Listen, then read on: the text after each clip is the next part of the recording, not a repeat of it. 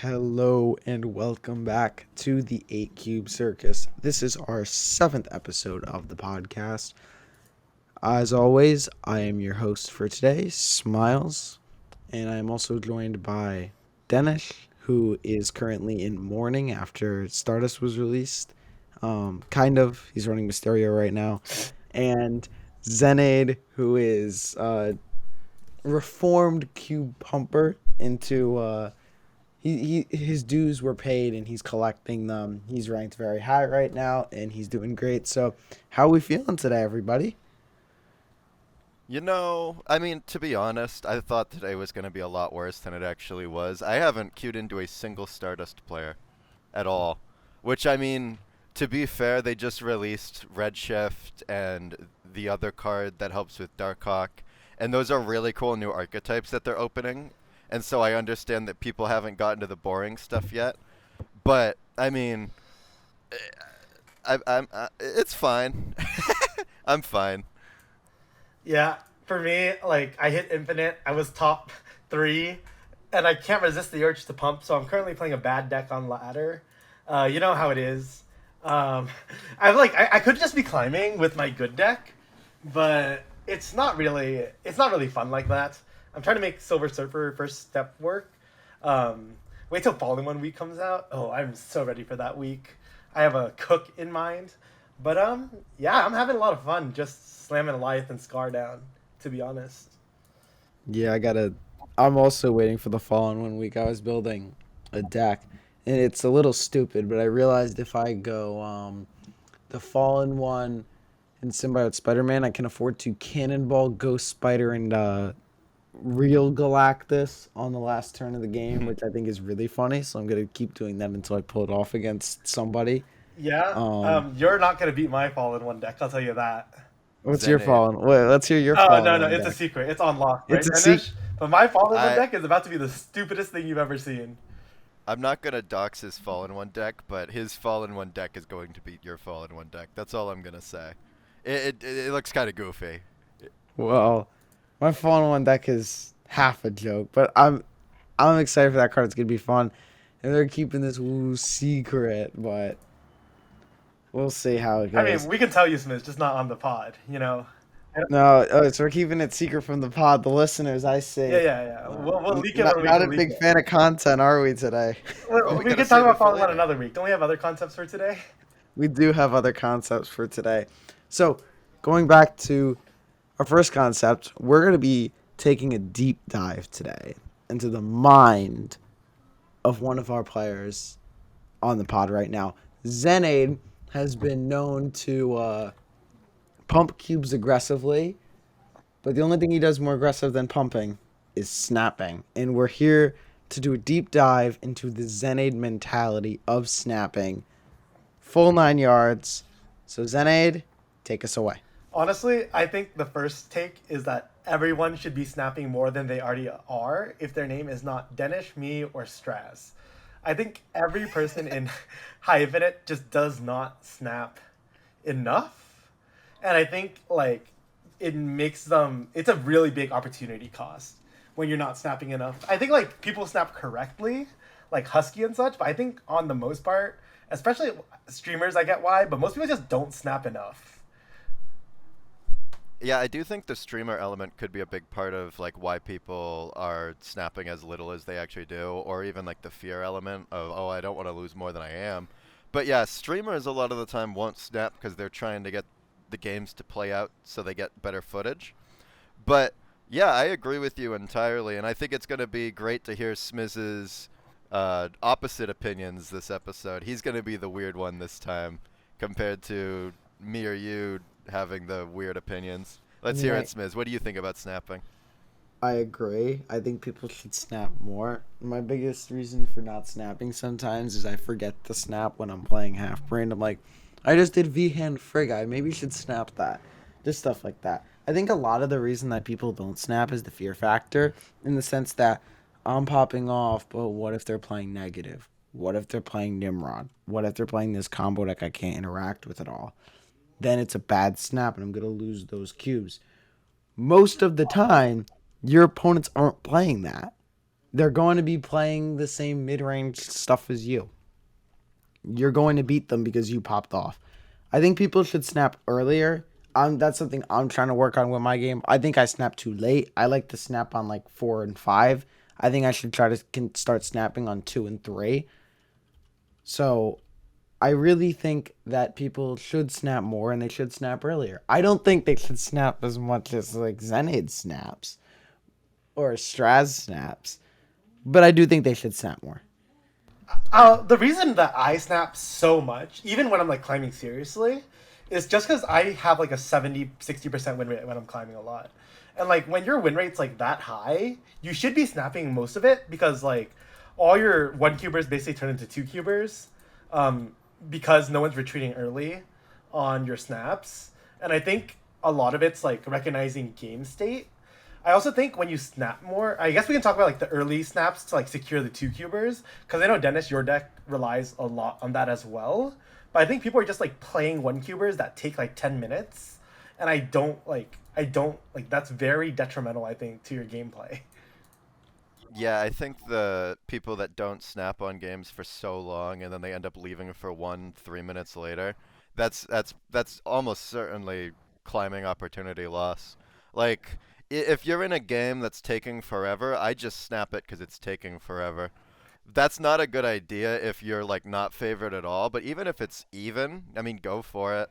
Because what snapping does early is it also, especially at higher infinite, it actually raises your win rate quite a bit, even though it's not really real wins because you're only winning like a cube or two.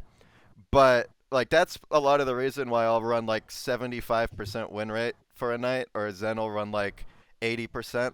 It's because we snap on like turn two, like me on a Corvus or Zen on, I don't even know what Zen snaps on. Zen snaps on like having, I don't know, Starbrand in hand, or like the opponent being named something kind of funny and him respecting the name. But these early snaps cause a lot of retreats, which can not only give you a really high cube rate because you're winning more games, and the best way to raise your cube rate is to raise your win rate, but also you're almost projecting a, I guess the right way to say it would be aura, Yeah. where, because you'll queue into these people again. If they don't see you snap, even that's another thing that you have to think about. If someone queues into me, Xenaid, or Straz, and we don't snap, in their head that means the hand's really bad, and so now you can mix in not snapping. But before you could start doing stuff like that, the snapping is wicked important. Just being able to say, all right, I'm favored. I'm going to accept the risk of the game. If I lose slightly more cubes, but I'm more likely to win, so snapping's correct. And just doing it earlier. I mean, I think calling snapping like something, or like if the aura of snapping is definitely something interesting. I think it's also good to know, especially at high end when you're playing the same players, especially you guys that snap a lot. I know when I'm on Hella, I snap very aggressively because I think that some decks it's easier to snap aggressively on than others as well. Decks that the nut lines are like really clearly defined in a sense, like you know that the best line in Hella is going to be that Corvus line. So you want to take that and you want to snap it. Versus something like V-Hands, like I could be doing this, I could be doing that, I could be doing this.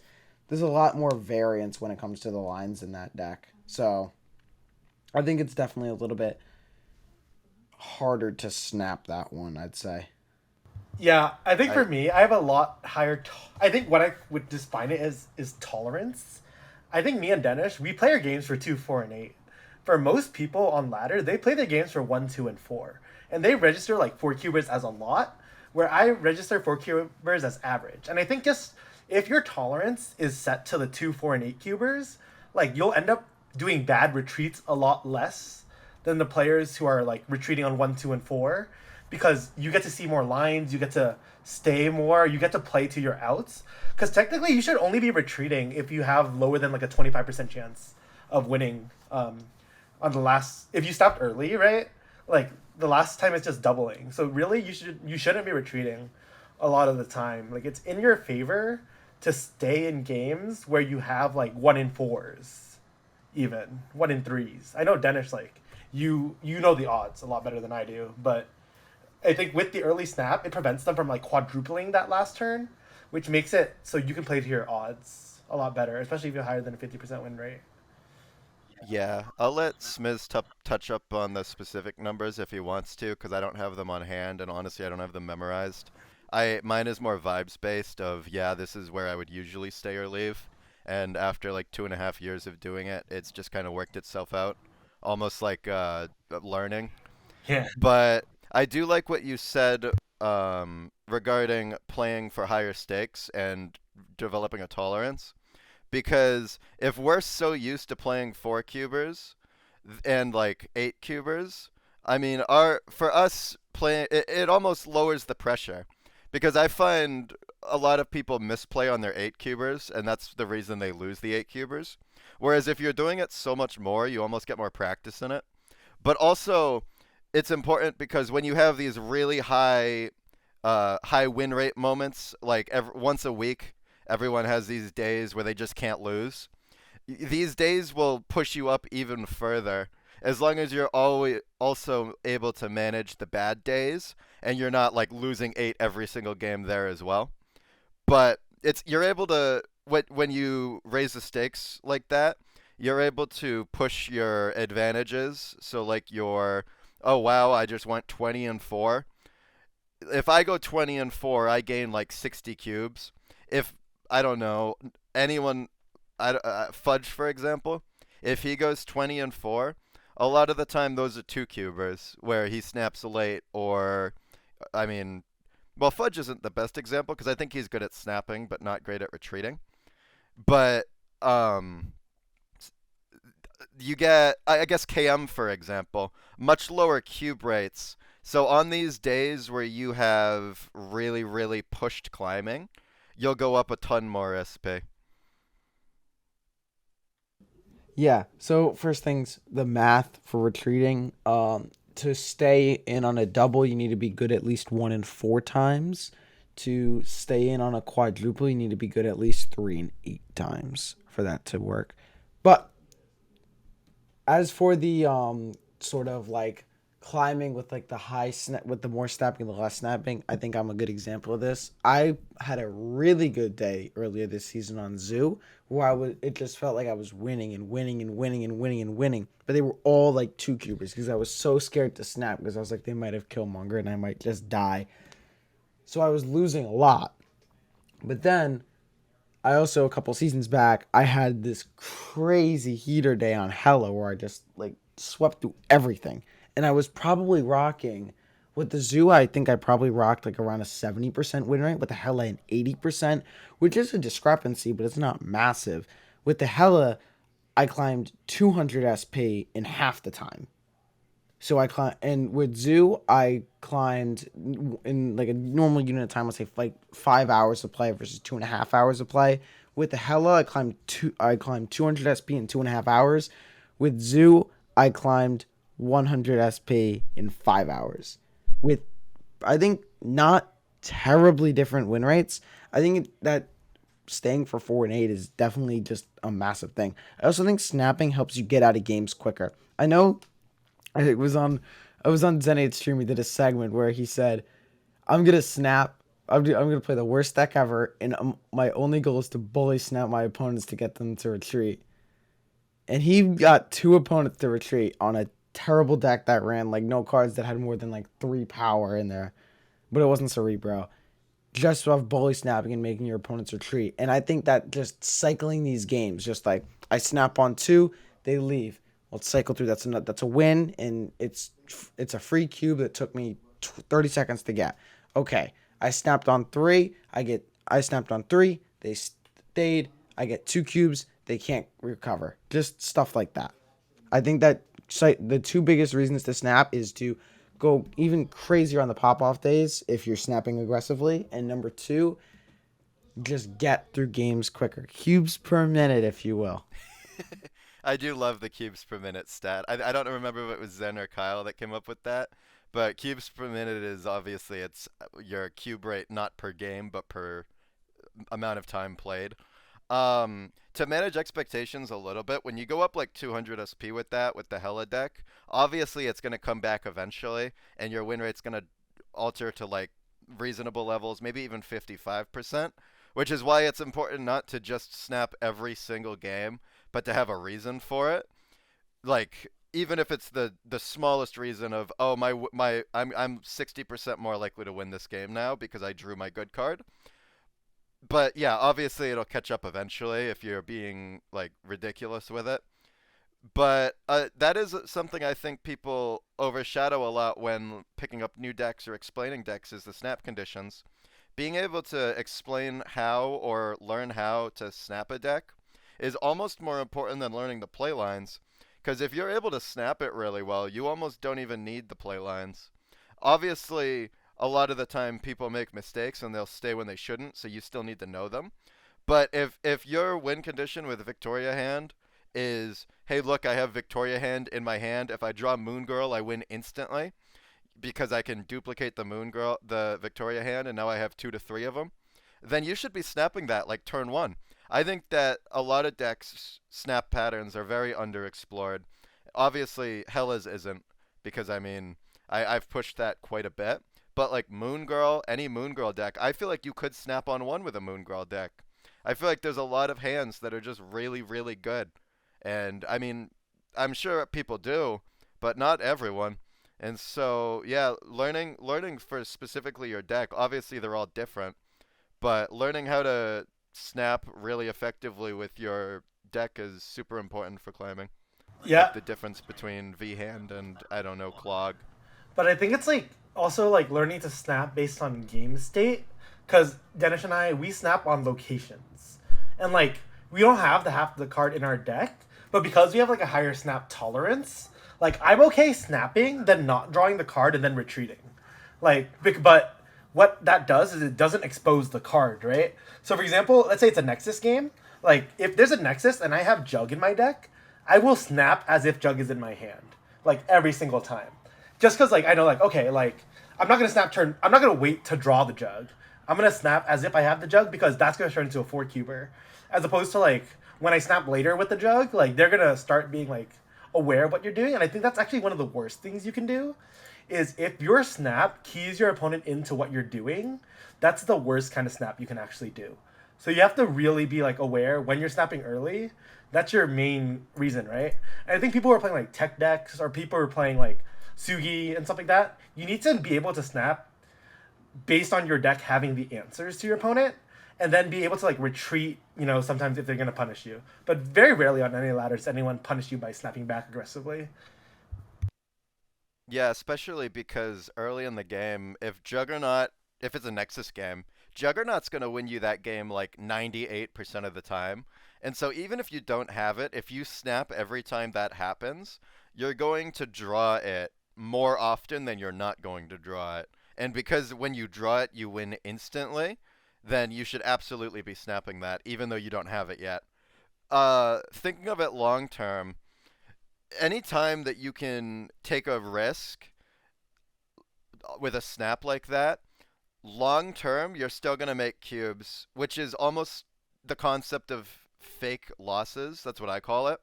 It's a situation where you say, all right, 80% I win this game, I'm snapping. 20% of the time, obviously, you'd lose, but I don't really count those as losses because you didn't actually misplay. Long term, if you do that consistently every single time, you're going to win way more than you're going to lose. And so you can kind of just like almost take the losses on the chin there and just say, all right, we move to the next game. And as long as I don't start misplaying or playing poorly, I'll get the cubes back. Where, yeah, that's something I feel like people are a lot more scared to deal with.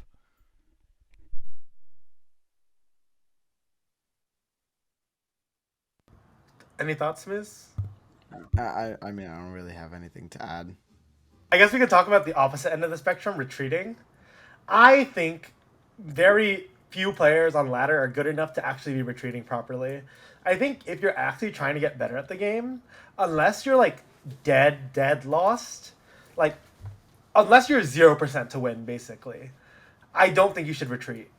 Um, like I just think if you can like play power in the correct spot or rely on your opponent playing power in the wrong spot, you need to learn how to like read that. I think like a lot of people ask me like, how do you know where they're gonna play on turn six? And it's just like you know by playing those games out.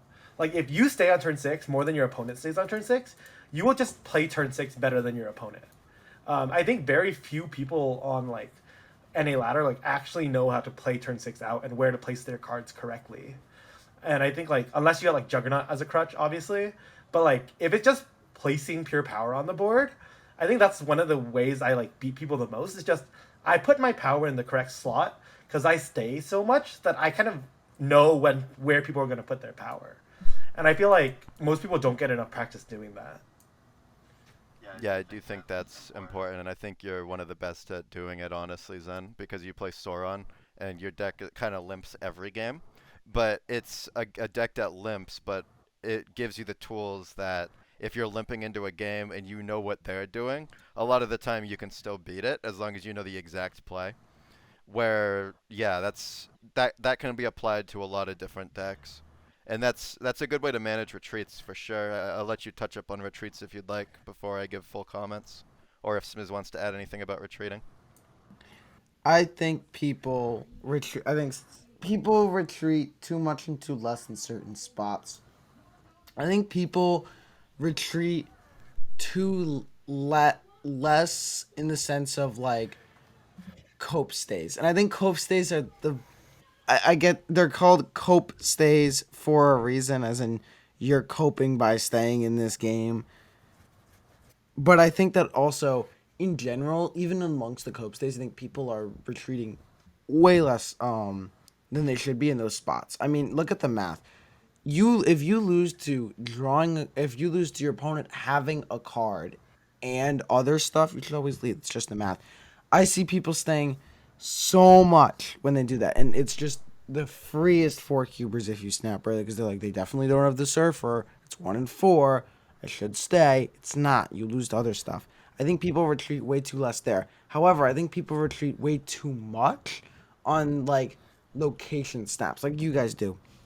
Sometimes I think what you guys are sort of exploiting in a sense is people retreating. How do I put this? I think you're sort of exploiting people's sort of brain in that they always, if your opponent snaps and something goes bad for you, should leave. I don't think all bully snaps should be leaves for people. I think people are actually kind of bad at that. I think that if I get bully snapped and it's something like, yeah, that went bad for me, but I don't think they have a good hand based on the way they're playing their cards, or maybe I think that my hand is strong enough to win regardless. I think that that stuff, like, people over retreat on the bully snaps and they under retreat on the staying stuff. You should retreat.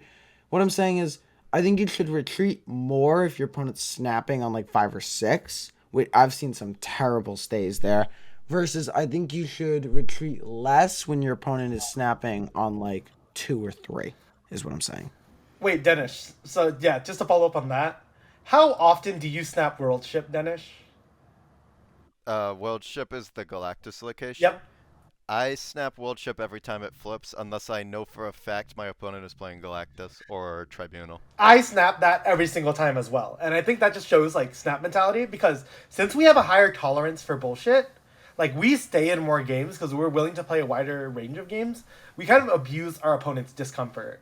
Like for example, Subterranea will show up, Bar with No Name will show up. Like these locations that just make people uncomfortable to play around. Sanctum Sanctorum will show up. Like also, like if they stay on those locations, you know their deck has an answer for it, right? So your snaps give you information, but most people aren't willing to like sit with the discomfort, and they like take that 1 to 2 cuber and they just give you the free one. Yeah, I think obviously it's a little different when Hela does it because I have Legion. And so my snaps on Bar with No Name, for example, I'm snapping because I'm winning that game every single time, unless my opponent makes a crazy raid.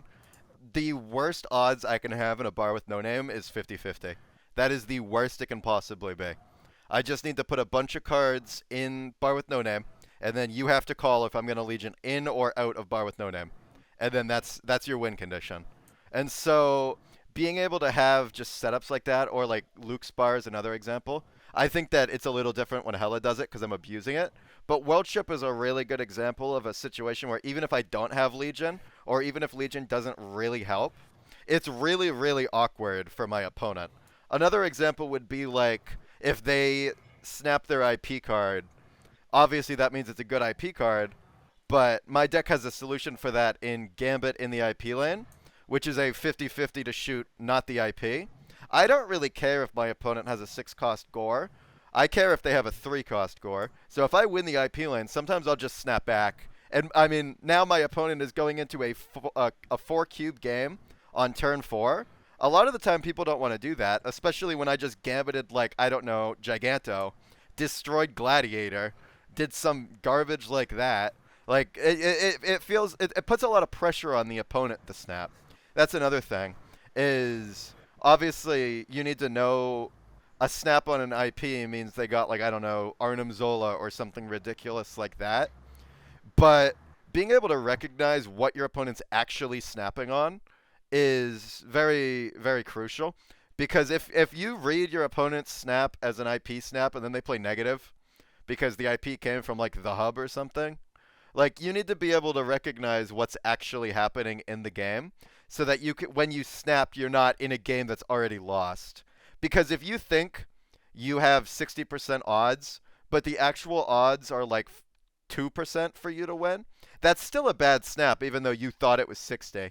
You need to know the actual odds in the match. So it's very important to keep a finger on the pulse of, like, okay, why is my opponent snapping? Why did they play Jug here instead of here? What are they trying to do? Can I stop it? Do I lose to it? All the questions like that.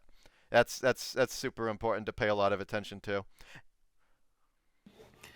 Yeah, I think being able to identify what your opponent is snapping on is very powerful. I think it's also something that really benefits the information asymmetry part of Snap in the sense that, like, I could be snapping on an IP card if I'm playing V hand, and I could be snapping on my IP card being a Goliath, and you don't know that, and you think I might be snapping on, like, a Red Guardian on your Sunspot or something like that. Like, you might play around something as well that I have no, that I'm like, I'm not doing and I have no intention of doing. Whereas what I'm actually doing is like crippling your game plan. So like whereas you're investing one lane to win the Sunspot lane even after I Red Guardian it, I just Goliath your Havoc and now you have no second point engine and you just lose. Just something like that. Like if you can leverage snap information asymmetry when you snap, it's the most powerful kind of snap because your opponent has no idea. Hulkling is a very good example of this. I watched in the one trick tournament against Xenaid. Tommy snapped a Hulkling, and although you might be able to identify that he's snapping Hulkling, you have no idea what the Hulkling is. Like you have no idea if you're supposed to set if it's supposed to be like he's snapping a Hulkling because it's gore and he's flipping a lane that I thought he had no way of flipping. What it ended up being was you have no way to know that this Hulkling is Ultron and it's going to get in both other lanes and your Red Skull is only going to play for 6 power instead of 14. I think that's very powerful. The other thing that I think is powerful when it comes to snapping, and that I don't think we really touched on, was tech. Snapping early like a turn 6 tech card versus a turn 3 tech card is powerful. So you can snap like on turn 2. Elysium flips on turn 2. I snap because I have Mobius in hand. My opponent might be able to infer that I might be snapping on having Mobius, but it's turn 2 and they think, oh, maybe I can do this, and it induces them to stay as well. Versus I snap on turn 4 because I drew the Shang against the Sauron deck and my copycat is Juggernaut. They have no way of stopping the Chi. So now I know my Chi is going to land for 30 power. And there's nothing my opponent can do to stop it because they're countered to it's on the bottom of their deck. Just sort of doing that and leveraging that for information is good. Because with Mobius, although good, you're only going to get the initial double out of it if it's crippling. You're only going to get 2 cubes out of it. Whereas that turn 6 tech, you're going to get 4 cubes. You're going to get 8 cubes out of that because your opponent doesn't really know you have it. Yeah, I think for also like snapping to like based on the information you have, I think my most important thing is snapping to hide information. With the reputation I have on NA ladder, no one knows why I'm snapping. And like people kind of just have reduced it to I'm snapping for no reason. But when I get to like my tears and my climbs, people not retreating against me early, like really punishes them because these people who are usually playing 1-2-4s are always losing 2 to me. They're never losing 1 to me. And I think like that is very valid because now their cope stays turn into losing 4 to me, and they have no idea about the information that I have. Like for example, like do I have Shadow King in my deck? Am I playing Jug? Did I sneak Shang-Chi in my deck? Like they don't know any of those things, and none of my snaps will ever give them a read. Yeah, I want to bring up a specific example of what Zen's talking about with these early snaps. Not to flame him, I think he's a very good player, but I play against Fudge very, very often. He's one of the people I play against the most. And what'll happen is I'll snap turn one, and then he'll just leave. And then we queue again, and I snap turn one, and then he just leaves. And he'll stay like 1 in 9 games. There's no way that I'm winning every single time. At that point I'm just snapping because I know for a fact he's going to leave. It's gotten to the point that now I've lost a couple times to Fudge the last few times we've played because he's started staying against my turn one snaps. So I kind of have to stop doing it now. But if you get called out as somebody who doesn't stay a lot, you can get farmed like that. I'm probably like plus at least 20 cubes on Fudge just from snapping on turn one and him leaving. Like it's a very, very bad situation to be in if you're playing against the same people repeatedly and it starts getting recognized that you have a pattern like that.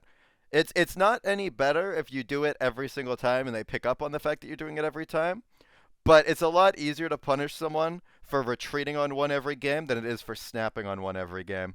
And so I think that generally being on the snappy side is better than being on the retreaty side, especially because if you're snapping, you still have a little bit of a chance.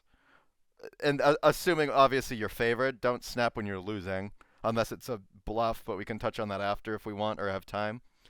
But if you're having a good snap, it's gonna do a lot more for you than a good early retreat. Yeah. On the topic of bluffs, I think like I'm probably the only person on NA ladder that can bluff very well because since I snap all the time, like you can only bluff against good players. Like I just need to Hmm. put that out first. Like you can only bluff against good players. So for most of us listening to this, if you're like playing in like the thousands of infinite, most of the time people are just gonna stay on snaps, etc. I've done a lot of Shang Chi snaps where like if I win if Shang, and people just leave, and they like know that, and they're very uncomfortable. So it's like really your ability to measure how uncomfortable your opponent is. If your snap guarantees you, if your snap results in a retreat, and you can guarantee that, and you weren't in a winning position, I think that's like always a good snap. I really like bluff snapping. I don't do it as often as I think I should. I think the weakest part of my Marvel Snap game is snapping. I think I should really get better at it. But I don't think necessarily people bluff snap enough at the top of Infinite. Even it's just like I say I moon girled on turn 5. I didn't draw my V hand that game, and my opponent has no way of knowing I don't have a V hand, but I still but instead of snapping on 5, I snap on 6. So it's after the Moon Girl, and my opponent, say, hasn't played me before. They don't know my snap patterns, and they think it's just a boomer snap, always double V hands, he's going to win the game. When they don't realize that I'm snapping because I didn't draw the V hand, and I'm just trying to force them out of that game, get one cube, and try to say, you can't beat double V hands. I know you can't beat double V hands. I'm snapping on this. You have worse odds. You should leave. If I do that against like a smart player, I think that they're more likely to leave, especially if they don't know my snap patterns. Just stuff like that. I also think bluff snapping is more impactful for you if you're not Xenaid who has a reputation for snapping on the sky being blue. I think that having an unknown snap reputation to your opponent gives you much more bluff snap equity because they don't know, like, say, you would have if you real snapped, you would have snapped on 5. But since you bluff snapped, you're snapping on 6. Just stuff like that, like bluff the Juggernaut, bluff the Shang-Chi, just stuff like that. I think it's also more powerful in open decklist format, which we'll definitely touch on because Golden Gauntlet World Championship 1 qualifiers is this weekend. But I think that snapping, like bluff snapping in open deck list is very powerful because your opponent knows that you could have it. There's no cope thing. They know it's in your deck. They know maybe they don't run Shang-Chi. Maybe they don't run Juggernaut. There's none of that. They know you have it. So I think bluff snapping there is even more impactful. I think though for ladder, I think bluff snapping is not the best just because people play like very erroneously on ladder. I think on ladder though, when you're snapping, wait, sorry. Let me get back to the thought. Denish, I don't know if you have a follow-up for what Smlz said. Yeah, I'll touch on bluffing a little bit. I think bluff snapping, because Zen was just mentioning he doesn't think it's the best on ladder. I think it's not that bad on ladder. I think if you're playing like a Cerebro deck, it's almost important because you need to get your cubes either way. A bluff snap isn't a snap because you're losing, it's a snap because you're not winning yet. It's almost like drawing into that Juggernaut that we were talking about. You can't, obviously, you shouldn't bluff snap in a game where you are guaranteed to lose. That's just not a good idea, especially on ladder where people are kind of, I don't know, doing laundry at the same time they're playing and feeding their kid, and also their dog is on their leg, or something like that. But being able to say, okay, I haven't drawn Cerebro yet, but if I do, I win. And so I kind of just need to bluff that I have Cerebro and I'm snapping now. Then I do think in that situation, that's the kind of bluffs that are actually very strong on ladder. Yeah, I think I'd actually be a really good Cerebro player because of how aggressively I snap, and the retreat later button would just save me a bunch of cubes. Um, but I think we're talking about talk about snapping. I think there's something that people don't know about on ladder, which is like post snapping. And because on ladder you don't really know what deck your opponent is playing, and you don't know the contents of your opponent's deck, there's like times where I think it's correct to show your opponent some information, then you snap to kind of gauge what they might have in their deck. So the biggest example is like I'm playing Sauron, right? So if I play Sauron out on 1, a lot of people are like, "Oh, that's a good play. You should pre-snap it." But obviously, it's not that good of a play in this meta. But if I'm playing Sauron out and I get ahead, I like to like snap around turn 3, turn 4 once I'm starting to play the big guys down, and that gauges whether I need to play around Shang-Chi or not. If the opponent stays very comfortably and just makes their play, then I would be like, okay, so I know they're very comfortable in this spot. They have the answer, right? And I think that's like when your opponent stays on your snap, it gives you information that you should play around.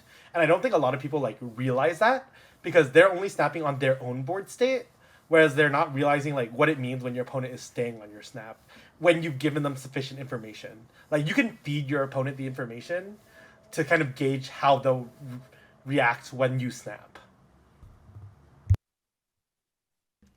Yeah. And just quickly, sort of, I'd like to touch on one more thing in this segment. I already mentioned it, but Golden Gauntlet World Championship Qualifier 1 is this weekend. I know me and Xenaid hope to participate in it. There's a lot of players currently in the server. We don't know how many are registered, but we know that over 5,000 are in the server now, so it is looking to be a very popular event. But we're just going to touch a little bit on, or I'm going to at least touch a little bit on Conquest snapping, specifically in an open decklist format. And I'm going to start by mentioning, I think, what is the toughest matchup for your snapping. And if you can snap it well, though, you can do really well. It's Mr. Negative. So Mr. Negative in Conquest, basically, in my opinion, boils down to who is the better bully snapper. In the sense that Negative is a deck that makes you want to leave early. Like, if you see Negative, you basically, if you're in the game after turn 4, you want to be just, like, winning that game. Like, you just, like, I win that game, I'm heavily favored. If you're not, you want to get out before then. So, I think that the way sort of the ebbs and flows of snapping Negative works is recently in Golden Gauntlet 2, I played a match against Negative. And I didn't have Mobius. I was running Wiccan with, like, Cannonball Mercury and all that stuff, which it's an okay matchup, not a bad matchup, and I crushed Negative.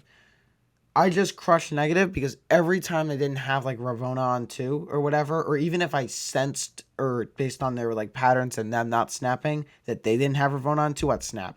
I think I snapped more in that conquest game than I have in any other conquest game, just because I knew I could just bully my opponent out of the game. They're only hunting for their good draws, and they don't know when I'm on a bad draw, and I can just snap, snap, snap, snap, snap.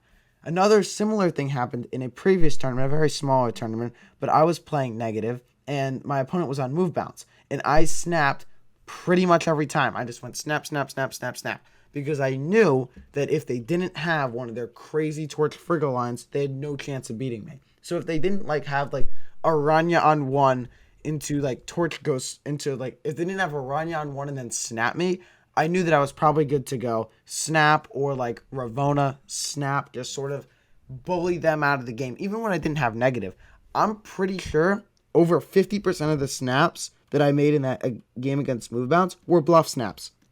But they were good retreats. And since that, they couldn't beat me if I did that. They knew that some of those snaps were bluff snaps, but they didn't know which one. And the one they finally decided to stay in on was the one that I didn't bluff. I had negative Jane and Ravona in hand, and I destroyed them that game. And that was ended up being the deciding match. But it's like negative is a very interesting deck in Conquest that really leverages the format, and especially an open deck list one, where you're going snap, retreat, snap, retreat. It's just a ton of bully snapping back and forth. What I think you can take from that and apply to the rest of the Conquest format, especially in open deck list, is it's so much easier to bully snap and force your opponent out of games early. When it comes to a closed deck list format, your opponent can have surprise tech and it's a little scary. Whereas an open deck list format, if you know that your opponent can't beat you on your like pop-off line or has a very low chance of beating you on your pop-off line, you can snap that pop-off line. You're putting up so many points. I think it's a very interesting dynamic when it comes to snapping in the Conquest mode, specifically bully snapping, and I'd be eager to hear you guys' thoughts if you have them. Yeah, I think for negative specifically, that's a matchup that a lot of decks have a really hard time straight up beating. And so if you let a negative player bully snap you out of existence, you're not going to win the conquest round. Whereas an alternative solution would be, okay, this is the setup I have that's most likely to beat a mid-roll negative hand. You need to bully snap the negative player back, because if they have it, they'll snap, you lose two. If they, I mean, you kind of just have to make that call based on who the player is, if it's a later round, what they've been doing. But if you're not going to take the risk and say, all right, you don't have negative. If you do, you don't also have Jane and Ravona. And I have a hand that's decent enough that it might win, as opposed to every other hand I could have that's like really bad and loses. Or it's a high roll for me, but not against negative because their gore's huge. Then you need to be able to snap on really, really weird situations. Like, for example, the way that I would beat negative is either Legion Rug Pull. So give me a good Legion location, maybe somewhere they can't play cards, and then I play the Legion there. Or give me, like, I don't know, even if you get like a Baron Zemo off of a hub, you could snap that.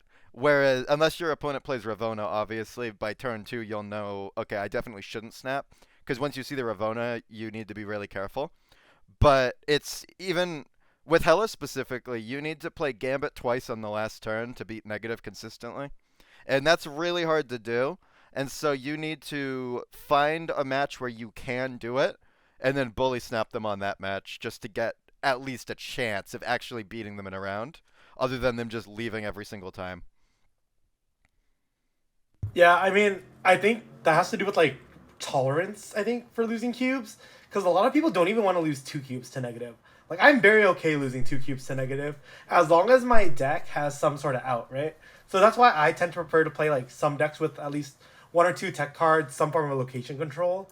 Because it just helps you a lot in the long term when you're able to like play decks with a wider range like that. Because you're not forced to retreat as often, right? And when you're not forced to retreat as much, then it's just really good for overall cube gain because your range of stays is higher. If you're playing a very transparent deck, then you can't really stay on as much. Yeah, that's for sure. Another thing with Conquest, obviously, yeah, you want to make sure you're almost hiding what you're actually trying to do. which is really hard in Conquest, especially open deck format. But if you're still able to do it, that's like the strongest thing you can do in a Conquest format is have your opponent not actually know what's happening. That's why Erisham is so strong in the format. That's why old Loki used to be really strong I don't even remember if Conquest was out, but it would be strong in the format if Conquest was out. It's for sure. These cards that give you an ability that's like even Infinity Ultron, where okay, well they could have any of the 6 stones. I don't know which ones they are. Now I have to read what the snap means. Does it mean yellow purple? Does it mean they have Hela? Does it mean they are planning on triple Gambit on the last turn with like Yellowstone Gambit Ghost Rider? There's way more things that you actually have to play around in those situations. Another thing to touch on briefly before we move on to the next segment in a conquest format is getting an early advantage point wise. Point wise, what I mean is I don't even know what you'd call them. I don't play conquest, but you have 10 points or 10 lives. If you can get an early lead in lives in the conquest match, you can have much safer retreats. Your bully snaps have more impact because if you're already up, you can just leave and now it's tied. You can having an advantage is just super important. And obviously people can run it back from the depths. Like I've seen people come back from 1 to 10 deficits. But it's a lot harder to do that than it is to just say, all right, you have 6 cubes left. I have 10. I'm snapping. Worst case scenario, now I have 8 and you still have 6. My hand's good enough. You're probably not high rolling. Now you have to deal with that. Is your hand good enough for this to be your final round of the tournament? And being able to weaponize an advantage like that that's almost out of game is another really powerful thing to do in Conquest. Smlz, if you want to Yeah, I transition think to that the the yeah, I was about to touch on it. I think that the cube lead stuff is something you really can't underestimate when it comes to conquest. In the sense that you have this big lead. Say you won, well, say you're up like 7-3 right now, and the stake is for 2 cubes. I think you should kind of always be like snapping there, just so like your opponent has to get you out in 3 games. You're changing your game's tolerance from 3 to 4, but you're also changing your opponent's game tolerance from 2 to 1, in the sense that your opponent has to decide if this is for all the marbles, where you still have 2 other games if it goes bad. I think that just leveraging that is something you always need to be aware of in Conquest. You could not even have a good hand, snap, and your opponent's like, is this hand good enough? Like, is this good enough to beat a mid-high roll because they did snap me? Just stuff like that. I think it's very good. And just sort of how to snap in Conquest is one of the most important parts of the format, in my opinion. But, with that aside, I believe now it is time to discuss the second topic of this week's podcast, custom cards. So, we have all been working on our designs for some new cards that Snap could add. I know Denish has been very eagerly looking forward to this segment. Take it away. I love this segment. Okay, so first card, ready? Tell me what you guys think about this. This is a 2/3. Originally, this was a Domino rework, but she's a 2/4 now, which means she's balanced, I guess. I think that's how that works. I don't even know. Okay, 2/4. Or, no, sorry, 2/3. This card will always be targeted by random effects. This is not including card generation, transformation, or draw. So what that means is an example card would be Gambit. Every time you discard a card from your hand, if you have this card in hand, it discards it. If it's on board, Gambit always hits it. Other cards that this affects are things like Lockjaw, things like Jubilee wouldn't count because that is top of deck. But all of these cards, Ironheart would hit it every single time. Kahori would hit it 6 times every single time. All these cards that have random spread effects on the board or your hand, it targets this card. Another example would be like Gwenpool. Gwenpool hits it 3 times every single time. And I think that this could be interesting with even a Moon Girl list. If you just have a really big, a really big version of this card, I think it could be a good thing to moon grow because all your power is now in 4 energy. You play basically the equivalent of 2 Gwen pools across 4 energy, plus obviously the 5 power from the initial Gwen pool. What do you guys think about this? I think the biggest problem is it's never going to be 4 energy. I think there's a certain card that makes it so that card will become a 0/10 that is friggleable and moon girlable. I don't know what card that may be. I'm just saying. Like, there's I a certain card that makes it impossible. I don't think it's actually broken with Mr. Fantastic First Steps. Because, like, those buffs are going to be on other cards. If you're putting them on, I'm going to use the word domino because that's what it used to be. If you're putting it on your domino, like, sure, it is good because it's a 0/10, but also you've committed all of your Mr. Fantastic buffs to a 0/10. I think it's fine. But you get a 0/10. Yeah, No, the but problem also is you don't get one 0/10. You get multiple 0/10s. so you think it's too strong? I think it's too strong because Mr. F exists, and you get multiple 0/10s. All right, what do you think, Smith? I love this card. I swear I came up with this idea independently of Denish. Same thing where random effects always target this because I mentioned it in a voice code. He's like, that's my idea. And I'm like, no way. And he's like, yes way. So that was something, but I really like the concept of this card. I think this is fine. I think Mr. F is not fine. I think that card's the busted one of the two. But I think this card is good. I think it's very interesting in the sense that it makes Gambit a lot easier to run in your deck list in the sense that, like, if you want to run a Gambit, you can just run this, and it's never going to discard anything you don't want most of the time when you have it. So it's sort of helps the deck building restrictions of some cards that's weakness is being random in a sense. Like, if Gambit was targeted discard and it destroyed, that card would be giga bonkers, and that's kind of what this makes it. It sort of reduces the deck building cost of that. I think that if you wanted to make it balanced, maybe it could be a 2/2, but I'm not even sure if it needs that. That would be like err on the side of caution there. But anyways, I like this card. I think it's strong. I think it's a really cool design. And yeah, do you have another card idea, Dennis? I know you had a few. I have a couple, but I'll let you guys go first. One synergy I really liked this card in was Cerebro 3. I was talking to Jawala, and he wanted to experiment with Gambit and Cerebro 3 without, like, a swarm. The issue, obviously, you could discard your Cerebro, so you need to run Invisible Woman, but Invisible Woman's not 3 power anymore. So it's a lot harder. You almost need to play, like, a Prio Scam Invisible Woman deck with, like, a Cosmo, and then you play your you want to run Cosmo Jug and Prio Scam anyways, so you can protect your Cerebro and then do Cosmo Jug. But it just feels like you're doing all your stuff really late with that. Whereas this, I feel like, would be a good little synergy. It protects your Cerebro, so you can play it late if you need to. But if one of you wants to give a card idea, I mean, I have a couple more I could do. I just want to hear if you have any. I'll start. I got a boring one here. But I think it's a boring card at first look.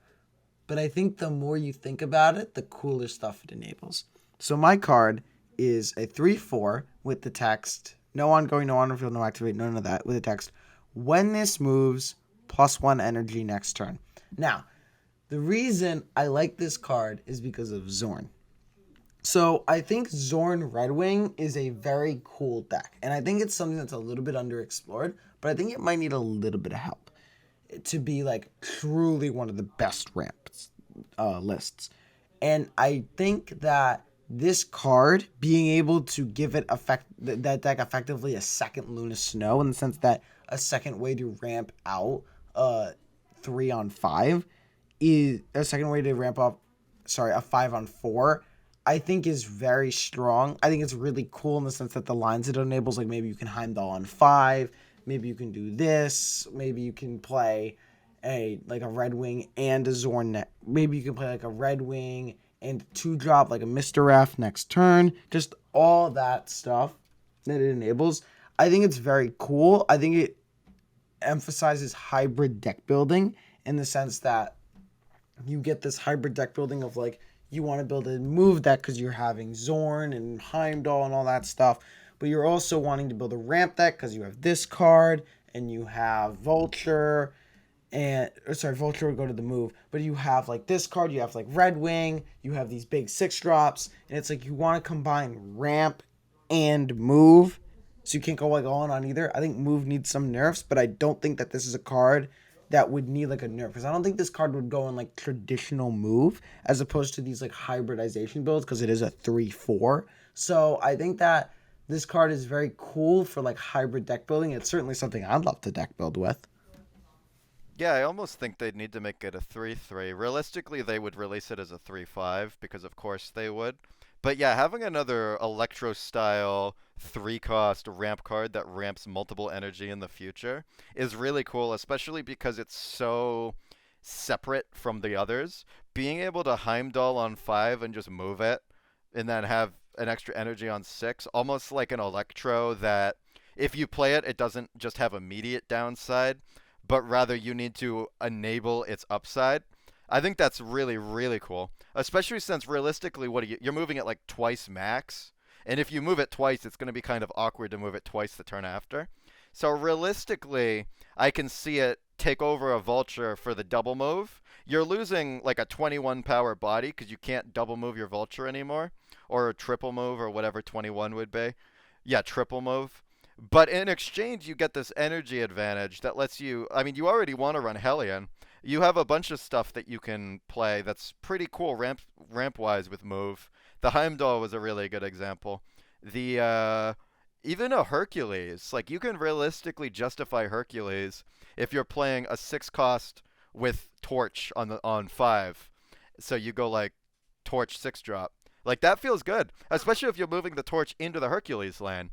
Now it's a 1/8 with a Hercules on 5 that gives you an extra energy for 6, so you can play a 3-cost and a 4-cost, or a 3-cost and a 1-cost and a 3-cost. I think that this would be a card that I would purchase, and it would actually get me to play move decks, and I would be very happy, especially if it was a Series 4. Yeah, I think the move decks, it's interesting because move, the points package is like really strong, but I think move is the home of like a lot of the expensive cards that are actually good and worth ramping into. So I won't knock the idea just because move is a little too good. But I think like yeah, you talk about cards that might be playable. Spider-Man 2099 might actually finally be playable in that regard, if you're ramping into it. But we'll have to see. Like I think it's an interesting thing because I think when you think of move cards or ramp cards like 5 or 6 drops, you're really looking at Heimdall. You're looking at a lot. You're looking at Spider-Man 2099, Vision. So there's a lot of cards that really you want to play with. You want to play with. You want to play with move ramp. All right. Uh, I, I mean, I think it would be really, really interesting, especially for the hybrid deck building. I want to hear if Zen has any ideas. What's your card, Zen? I mean, my card's a freaking meme. I don't know what the cost is. I don't know what the power is, but it would be double the stakes of the game, double the cubes. I just think it would make everyone retreat. Like I think it'd be a fun card. I don't know what it'd have to be balanced at, but I think I'd play it. Yeah, that was actually data mined originally as a 6/0. That's the Mephisto text. That was one of my most anticipated cards for a very long time. I was so ready to win 16 cubers on Hela. Like that's so cool. I don't think I love it at a 6/0 because of negative. It just makes negative so much scarier. But also, if you're running it a negative, I mean, your high rolls are pretty low. It takes like the Gore slot, right? Or the Taskmaster? It, it, I it don't would think it's it would broken. honestly it'd probably take the Taskmaster, and that's like I think it's already like the cuttable card in negative.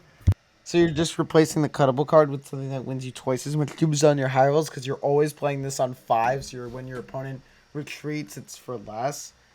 I also think that that in negative it influences like even worse stuff because if you're playing this like on 5, like you're playing this as soon as you flip it, you're not even saving this because you play it now your opponent has to retreat for twice as much. So it's kind of I don't like this card in negative. I would like it more as like say like a 6/6 in the sense that you can't really abuse it, but it's still like 6/6 is a terrible stat line. Like, you gotta really have a good text for that. I think it's more impactful in Hella, and I do think it's pretty funny to win a 16 cuber. I know Xenaid would love this card, but I think that at 6-0, it's scary and negative. I know the devs mentioned that they did playtest this version of Mephisto, and they said it was nuts and negative, which I believe. So, yeah.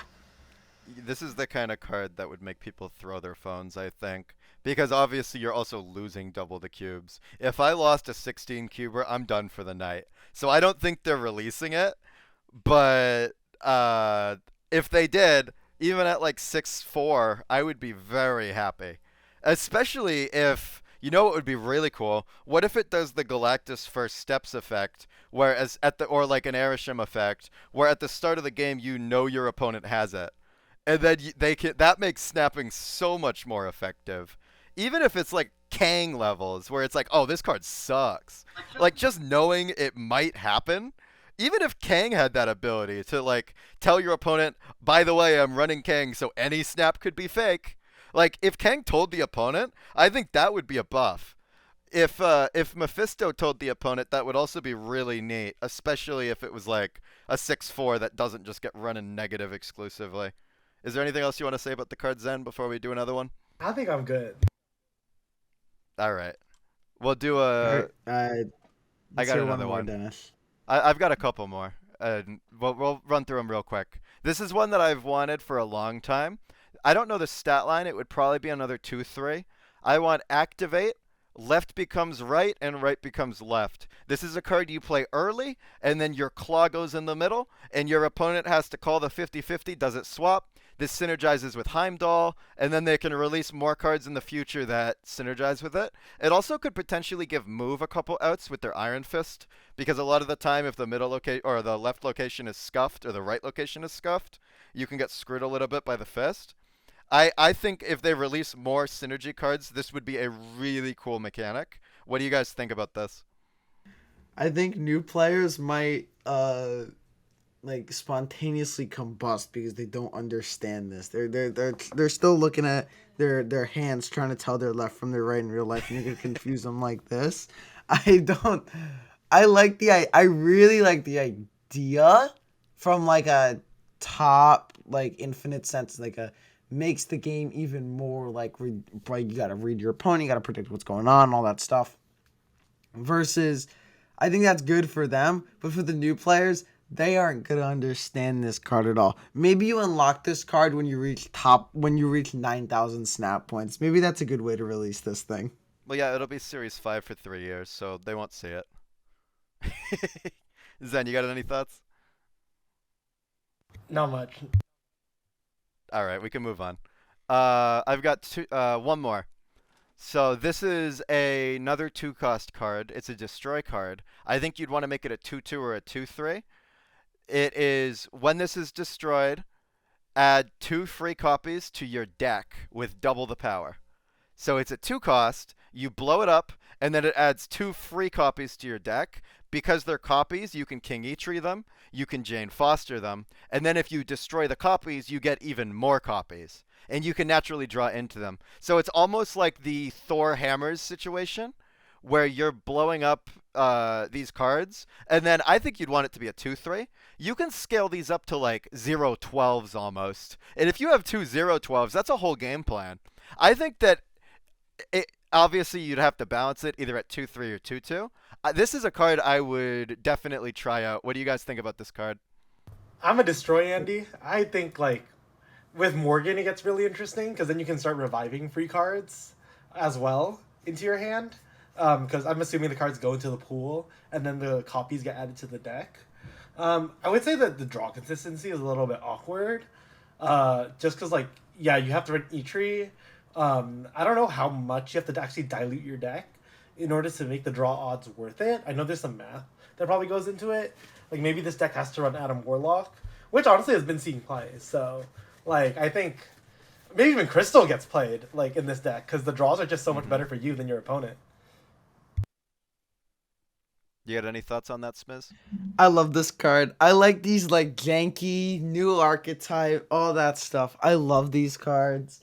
I think that they're very fun. I think they promote a lot of creative deck building in the sense that this isn't like a Dormammu effect where it's like, okay, if everything goes right, I can play a 3 cost in 1 lane that dies to like every single proactive and reactive tech card.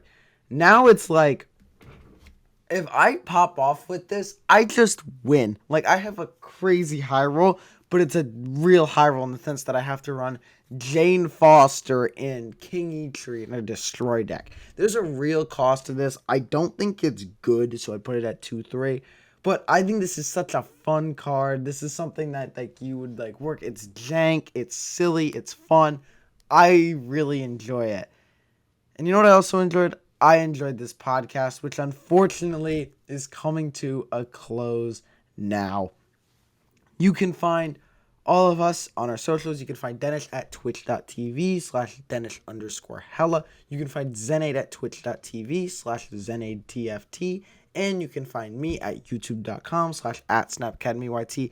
And now twitch.tv/SMLZ. TTV. I stream now. I'm streaming multiple nights per week. I am streaming a low CL account, sort of see how I take the new player experience, what cards I'm going to target, how I'm going to build my pool 2 decks, all that stuff. We are almost in pool 2 now, and I am very excited to sort of get into pool 3 and start really making the decisions that are important for a new player account. I know that we hit the 90s last season. We couldn't get to Infinite after we ran into 50% Aerostem at 2 a.m. But fortunately, it's a brand new season. We've got a whole season this time instead of 3 days to hit it. And I'm very excited. I should be going live. I think this podcast is either going up Wednesday or Thursday night, depending on some stuff. So if you're seeing this Wednesday night, I will be live tomorrow. If you're seeing it on Thursday, I will be live tonight, and I'm going to go live probably around, 8:30 Eastern time, and probably go for a few hours. Do either of you have any streams that you're planning on doing and want to plug? I don't have a stream schedule, man. Just turn on notifications. I'll go live at some point. I usually stream around 9 p.m. Eastern. Yeah, just come hang out if you want. It's whatever. We have fun. Yeah, it's really hot in LA. I haven't been able to stream that much. I haven't gotten AC yet, so like my max stream cap is 3 hours. I'm not streaming today, maybe tomorrow. But yeah, just drop follows. You'll get notice.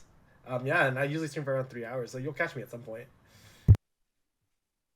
All right. Well, that's going to be it from us at the 8 Cube Circus. Remember, build your own decks, and hopefully we might even see you in the Golden Gauntlet. Have a great day, everybody.